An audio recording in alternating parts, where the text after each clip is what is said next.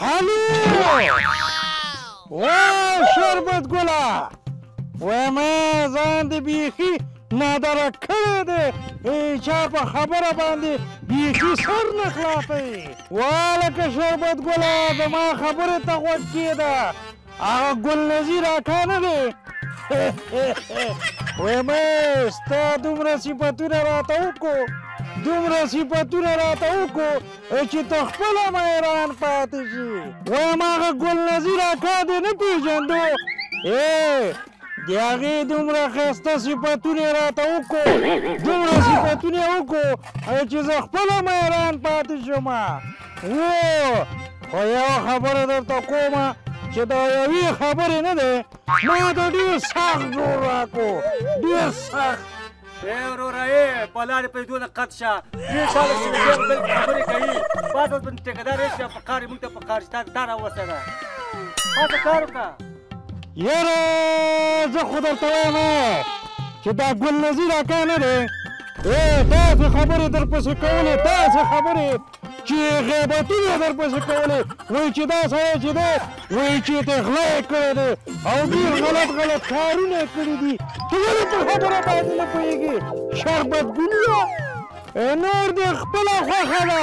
ما خو درته چې دا کومې خبرې یادونه وکړو خو ستا په ګټه باندې مې دا خبره کوو او دا خبرې مې کولې چې خلک سره دوکې کړي خلک ته یې فریبونه ورکړي نو زما کار نشته ما صرف تا خبر کړو او تا ته مې یو احوال درکړو چې بس هغه دی دا سړی دغسې کارونه کړي دي نور دې وخت نه نیسم چېرته یې خوشحاله اوسي د خدای په امان وایم دا د ګلنظیر اکا خبرې خو مې شربت ګل ته وکړو خو یو خبره دی زه خو یم ودرېږه چې دغه د شربت ګل خبره ګلنظیر اکا ته وکړمه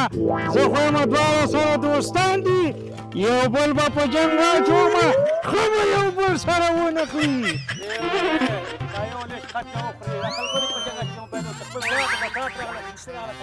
وایم غلی شه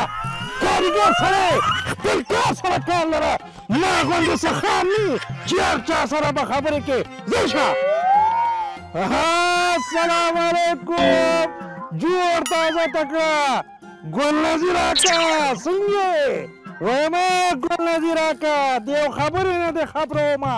همدا اوس چې دی ما ته شربت ګل زنګ ویلی و او ما ته ډېر ستا خبرې وکړو چې دا ډېر دروغجن سړی دی دا ډېر فریبکاره سړی دی او ډېر بې خونده سړی دی نو ما دغه دپاره درته زنګ وویل چې تا خبر کړمه او دا ټولې قصې درته وکړمه وایم ګلنظیر اکا ډېرې بدې ردې درپسې ویلې خو زه درته وایم زه خدای په امان بس خبرې درپسې ډېرې کولې بیا به ګپ لګوو زه خدای په امان وایم چا ته مې اورې راوړې ویلې او ته زما په کار کې څه کار لرې چې څه کومه نو ښه کومه کارګر سړی کوه کار پوهېږم چې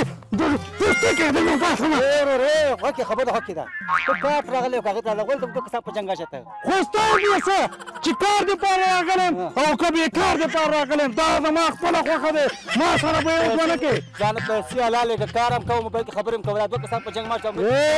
وایم ما غوندې تخیل نه خپل څادر سره پښې وغځوه پوه شو که نه وروره کار چې راغلی پوه شي یو کس بل کس په جنګ موبایل په جنګ اچي دا ښه کار نه ده دا شیطانت دا لزالت دا ښه کار نه دوه کسان په جنګ ماچو خپل لمونځ او دس دې کوه خپل کار دې کوه پیسې ځان حلالې کړه